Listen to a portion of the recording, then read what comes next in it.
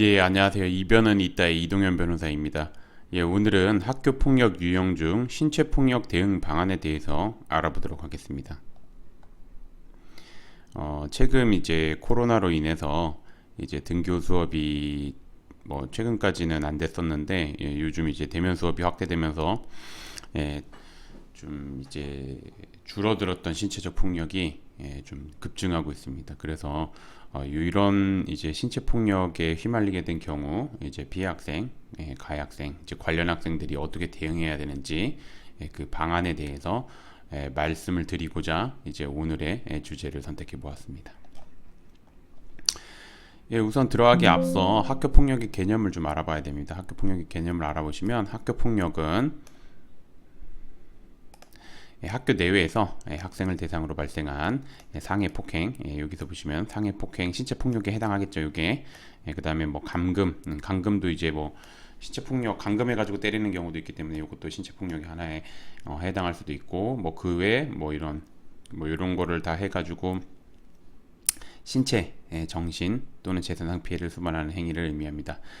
제가 좀 전에도 말씀드렸듯이 그런데 이제 신체 폭력과 관련된 거는 아마 상해 부분, 그 다음에 이제 폭행 부분, 폭행해가지고 이제 진단서가 나오면 상해가 되는 겁니다. 그래서 상해 부분, 폭행 부분, 그다음에 감금할 때도 이제 아무래도 유형력을 행사해서 때려서 이제 감금하는 경우가 있기 때문에 그런 거, 그다음에 공갈, 요거 같은 경우도 이제 협박하는 것뿐만 아니라 이제 때려가지고 돈을 갈취하거나 뭐 아니면 물건을 갈취하거나 그런 경우가 있어서 뭐 그런 것도 보시면 됩니다.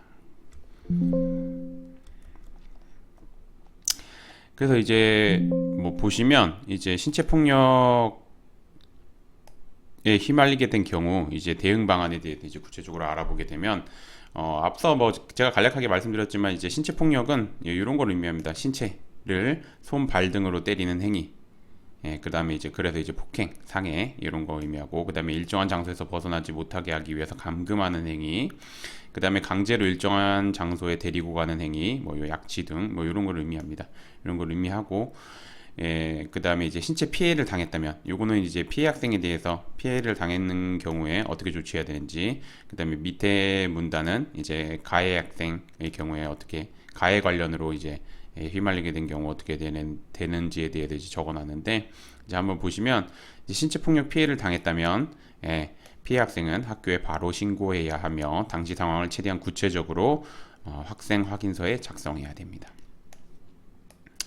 이게 뭐 CCTV나 아니면은 뭐 말 그대로 영상이나 때리는 장면이나 이런 게 좀 영상이 명확하게 찍혀 있으면 좋은데 명확하게 찍혀 있지 않는 경우가 생각보다 되게 많습니다. 그렇기 때문에 이렇게 하는 경우에는 학교에 바로 신고하고 그 다음에 이제 그 당시에 이제 어떤 상황에서 신체 폭력을 당했는지 이런 걸 되게 구체적으로 적어야 됩니다. 그래야지 이제 피해 학생 말을 믿게 되는 겁니다. 그리고 이제 병원에 방문해서 이제 상해 진단서, 만약에 뭐 심하게 다쳤다면은 당연히 병원 방문하고 상해 진단서 확보해야 되며, 그다음에 뭐 경미하게 다쳤다고 하더라도 이제 보건 선생님한테 찾아가가지고 보건 거기 이제 기록에 다 남겨야 됩니다. 그래야지 이제 이런 신체 피해를 당했다는 것을 입증하는데 좀 간접적으로라도 입증할 수 있는 자료가 되기 때문에 보건 선생님 방문해가지고 이런 사안으로 누구한테 이렇게 뭐 맞았거나 폭행을 당했고 그래서 이제 찾아왔다 뭐 이런 거를 좀 남겨줘야 됩니다.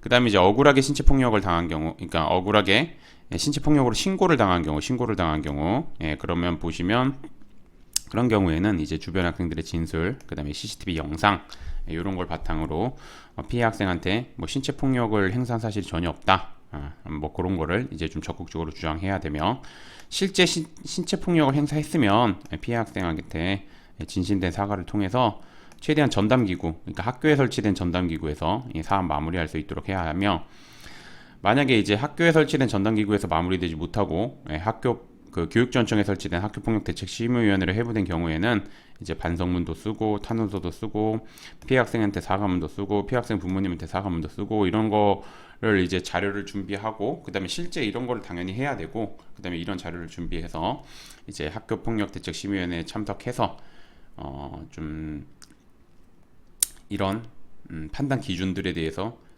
좀 적극적으로 어필해야 됩니다. 즉 보시면 학교폭력의 심각성, 지속성, 고의성은 낮고 반성 정도, 화해 정도는 높다는 점, 이런 거는 좀 적극적으로 어필해야 됩니다. 그래서 이렇게 대응을 하는 게 필요합니다. 이렇게 대응하는 게 필요하고,